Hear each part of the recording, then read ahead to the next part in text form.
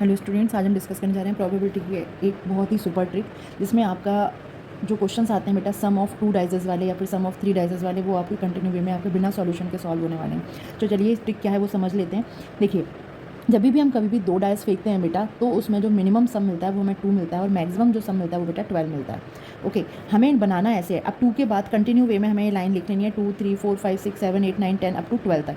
12 तक ही सब मिलने वाला है। अब वो कितनी बार मिलेगा उसके अलग अलग आउटकम्स निकलते हैं। आपको याद होगा, अगर आप ऐसे इस फॉर्म में लिखते हैं तो अगर मैं 7 का ही निकालूँ तो हम कितने काउंट करते हैं, 5 2 2 5 1 6 6 1 या फिर 3 4 4 3। आप ऐसे काउंट करोगे फिर आप उसका आंसर दोगे, बट आपको यहाँ पर इसकी कोई ज़रूरत नहीं पड़ेगी अगर आप ये याद कर लेते हो। इवन ये बनाना सीख लो तो यहाँ पर क्या आएगा, 2 से लेके 12 तक हमने ये काउंटिंग लिख ली। उसके बाद बस आपको कंटिन्यू वे में काउंटिंग ही लिखनी है, 1 2 3 4 5 6 7 6 तक। यहाँ पे बेटा 1 2 3 4 5 6 मीन्स आपका जो 2 आउटकम है, मतलब जो 2 डिजिट का सम, जो जब आप डाइस 2 बार फेंकोगे तो उसके डिजिट्स का सम 2 कब मिलेगा, कितनी बार मिलेगा, 1 टाइम ओनली।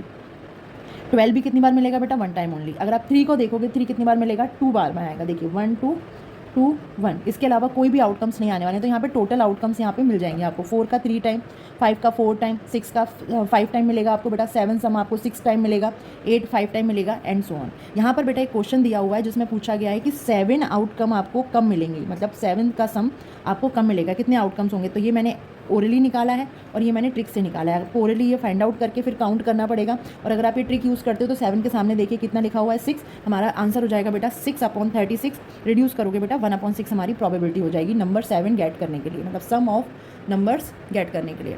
इसी सीरीज़ में बेटा अगर हमारे पास आते हैं 3 डायस, 3 डाइस बहुत ज़्यादा टफ हो जाता है। 2 डाइस में तो फिर भी बेटा हम काउंट कर लेते हैं, 3 डाइस के टोटल आउटकम्स ही 216 बनते हैं। आप कितना बनाओगे, तो उसके लिए ट्रिक बहुत वैलिड है बेटा। यहाँ पे देखिए, अगर हम कभी भी 3 डाइस फेंकते हैं तो जो मिनिमम सम मिलने वाला है वो मिलने वाला है हमें 3, और जो मैक्सिमम मिलने वाला है बेटा 13।